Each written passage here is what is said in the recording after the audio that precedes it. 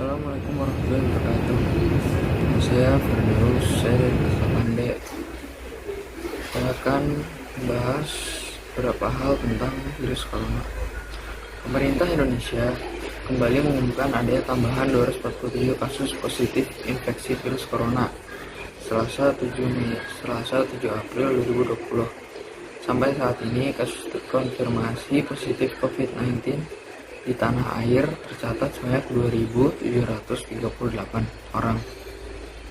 Kasus tersebar di 33 provinsi di Indonesia, di mana sebanyak 3.313 orang saat ini menjalani perawatan medis di tanah air. Virus COVID-19 yang pertama kali ditemukan di Wuhan, Cina, tersebut sudah menewaskan 221 orang. Sementara itu, 204 orang lainnya dinyatakan telah negatif virus corona atau pulih. Wilayah penyebaran virus tertinggi tercatat masih terjadi di DKI Jakarta, disusul oleh Jawa Barat dan Jawa Timur.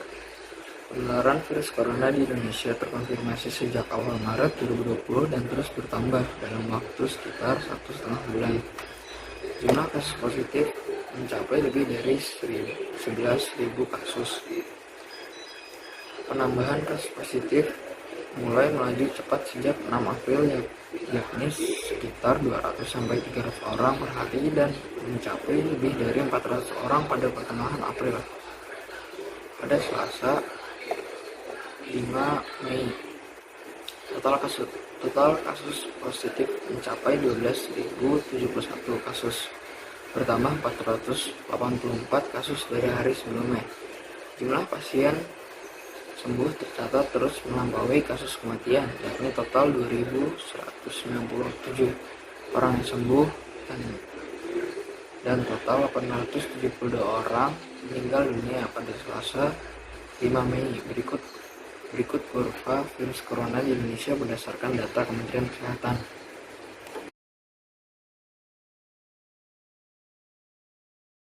Gejala virus COVID-19. Gejala awal infeksi virus corona atau COVID-19 bisa menyerupai gejala flu, yaitu demam, pilek, batuk kering, sakit tenggorokan, dan sakit kepala. Setelah itu, gejala dapat hilang dan sembuh atau malah memberat. Penderita dengan gejala yang berat bisa mengalami demam tinggi, batuk berdahak, bahkan berdarah, sesak napas, dan nyeri dada. Gejala-gejala tersebut muncul ketika tubuh bereaksi melawan virus corona. Secara umum, ada 3 gejala umum yang bisa menandakan seorang terinfeksi virus corona, yaitu demam, suhu tubuh di atas 38 derajat Celcius, batuk dan sesak napas. Gejala COVID-19 ini umumnya muncul dalam waktu 2 hari sampai 2 minggu setelah penderita terpapar virus corona.